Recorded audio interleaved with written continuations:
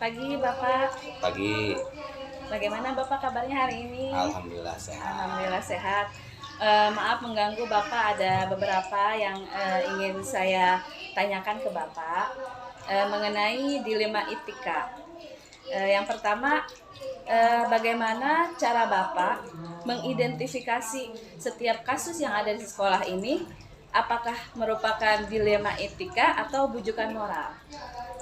Eh, Biasanya kalau di sekolah itu terkadang kita dalam mengambil sebuah keputusan muncul masalah dilema moral dan dilema etika. Itu biasanya terjadi ketika kita memimpin sebuah sekolah atau sebuah organisasi. Nah, makanya dalam mengidentifikasi masalah-masalah dilema moral dan etika itu kita bisa melihat dari dasarnya atau dari pertimbangan-pertimbangan terhadap subjeknya, terhadap pengetahuan kita terhadap gurunya, sehingga nanti kita bisa mengambil kebijakan-kebijakan yang lebih tepat. Lalu bagaimana Bapak mengambil keputusan di sekolah Bapak? Terutama ada kasus di mana dua-duanya memiliki kepentingan benar sama benar. Nah, yang mengandung nilai-nilai kebajikan. Kan dilema ITK itu benar melawan benar. Jadi ada pilihan, tidak ada pilihan, semua dua-duanya benar. Bagaimana cara Bapak mengambil keputusan itu? Cara mengambil keputusan manakala kita menemui sebuah permasalahan dilema etika yang kadang ada dua pilihan yang dasarnya benar semua. Yang pertama biasanya saya menjelaskan dulu mengenai kedua hal yang dianggap nilai yang benar itu sendiri, supaya nanti orang atau guru atau siapapun yang dikenai putusan tersebut bisa memahami dasarnya kenapa sebuah keputusan yang bisa diambil, karena memang keputusan itu harus diambil satu daripada dua alternatif atau tiga alternatif. Nah, yang terpenting adalah memberikan pemahaman dulu kepada subjek yang akan diberikan putusan mengenai apa dasar-dasar yang melatar belakangi sehingga diambil sebuah keputusan, supaya nanti dia bisa memahami maksud daripada keputusan diambil tersebut. Ya. Lalu langkah pertama atau ada nggak prosedur seperti apa yang biasa Bapak lakukan sebelum mengambil keputusan dilema ITK yang benar lawan benar? Langkah pertama atau prosedur pertama? Langkah pertama biasanya kita mencari informasi dulu terhadap sebuah masalah yang akan kita putuskan. Informasi bisa didapat dari berbagai sumber, bisa dari guru atau dari informasi yang lain. Nah, kemudian kita menilai juga baik buruknya jika sebuah keputusan diambil, baik jangka pendek maupun jangka menengah. Kemudian juga yang terpenting kita memberikan penjelasan yang jelas dan mendasar kepada orang atau guru yang akan dikenai putusan itu sendiri, sehingga berbagai pertimbangan-pertimbangan, berbagai nilai-nilai yang kita jadi bahan pertimbangan, nanti orang tersebut insya Allah biasanya memahami apa yang kita putuskan. Ada nggak Pak hal-hal selama ini yang jadi tantangan Bapak saat mengambil keputusan pada kasus dilema etika? Tantangannya biasanya kalau kita mengambil keputusan berdasarkan dilema etika itu kadang hasil yang kita harapkan itu lambat dibandingkan dengan kita mendasarkan kepada rujukan moral, karena rujukan moral berdasarkan nilai benar dan salah. Tapi ketika kita berdasarkan etika, dilema etika, terkadang hasil yang didapat atau keinginan perubahan yang didapat itu cukup butuhkan waktu, karena lebih berdasarkan pada perasaan, berdasarkan pada pertimbangan, berdasarkan kepada lain-lain yang terkadang perubahan yang diharapkan tidak maksimal terkadang. Tapi dari unsur penerimaan daripada orang yang dikenai keputusan itu ya lebih baik dibandingkan dengan rujukan moral sistemnya seperti itu. Ada jadwal nggak Pak saat menyelesaikan sebuah kasus dilema etika? Apakah Bapak menjadwalkan untuk memecahkan kasus itu atau Bapak langsung menyelesaikannya di tempat atau misalnya ada prosedur-prosedur yang perlu dijalankan dulu? Tergantung daripada kerumitan daripada memutuskan nilai benar dan benar itu sendiri. Kalau seandainya tidak terlalu kompleks dan rumit, biasanya bisa diputuskan saat itu. Tetapi kalau pertimbangannya cukup kompleks, biasanya ada tahapan. Yang pertama tadi pencarian informasi dulu, baik informasi terhadap masalahnya maupun juga kondisi psikologis orang yang dikenai putusan nanti, apakah siap atau tidak, terus kemudian psikologisnya bagaimana, kemudian dampak jangka pendek dan menengahnya. Nah, biasanya tahapan-tahapan itu yang menjadi pertimbangan kita dalam memutuskan sebuah permasalahan yang membutuhkan dilema etika gitu kan. Jadi unsur kepekaan kita yang lebih dominan biasanya ketika kita memutuskan, karena beda dengan bidang militer. Kalau militer kan kepada rujukan moral gitu. Kalau guru atau dunia pendidikan terkadang ada perasaan-perasaan yang menjadi bahan pertimbangan, peduli, kasihan, dan kita juga memahami kondisi sosial atau kondisi psikologis daripada guru itu sendiri. Lalu adakah seseorang atau yang membantu Bapak untuk menyelesaikan kasus dilema etika, ataukah Bapak sendiri yang memutuskan, ataukah Bapak minta bantuan ke guru yang lain atau ke kepala sekolah yang lain, Pak? Biasanya saya mendengar dulu masukan-masukan dari berbagai pihak, bisa dari guru atau siapapun yang terkait dengan masalah tersebut, sehingga dengan mendengarkan berbagai masukan dari berbagai pihak, kita biasanya bisa lebih matang lagi dalam membuat keputusan, karena versi tiap orang berbeda-beda terhadap sebuah masalah. Ya berarti butuh bantuan ya Pak ya? Butuh bantuan ya. Yang terakhir nih Pak, dari semua hal yang sudah disampaikan tadi oleh Bapak, ada pelajaran apa yang Bapak petik dari pengambilan keputusan, pengalaman Bapak saat mengambil keputusan? Ada pembelajaran tidak? Dalam pengalaman mengambil keputusan berdasarkan dilema etika, biasanya kita harus pandai dalam menyampaikan kalimat-kalimat ketika menyampaikan sebuah putusan. Karena kalau kita kurang menguasai menyampaikan kalimat-kalimat menjelaskan, kadang muncul efek yang lain daripada keputusan itu sendiri. Nah, kemudian juga kita kalau seandainya menyampaikan dilema etika itu, kita harus betul-betul meyakinkan kepada yang membuat keputusan itu supaya dia betul-betul mentaati apa yang menjadi keputusan walaupun didasarkan pada dilema etika gitu kan. Itu yang terpenting, yang penting lagi tadi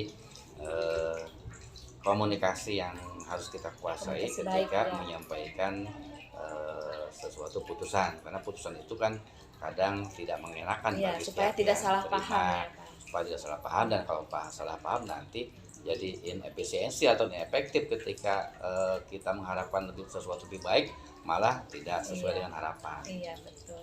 Iya Bapak, cukup sekian pertanyaan dari saya dan wawancara dari saya. Terima kasih banyak Bapak atas waktunya. Sama-sama, semoga kedepannya kita bisa lebih bijak lagi dalam mengambil keputusan, terutama pada kasus dilema etika ya Pak ya. Betul. Ya, terima kasih Bapak atas waktunya. Sekian dulu ya Pak ya. Terima kasih.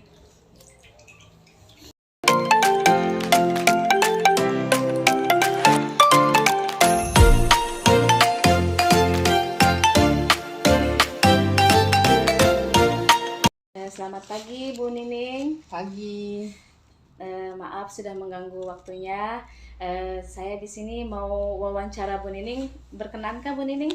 Siap, insya Allah saya berkenan. Terima kasih ya Bu ya sudah mengganggu waktunya. Ada beberapa pertanyaan yang ingin saya ajukan Bu. Yang pertama, bagaimana cara Ibu untuk mengidentifikasi di mana setiap ada kasus di sekolah, apakah itu termasuk kasus dilema etika atau kebujukan moral? Sekarang kita memperhatikan dulu ya pengertian dari dilema etika dulu.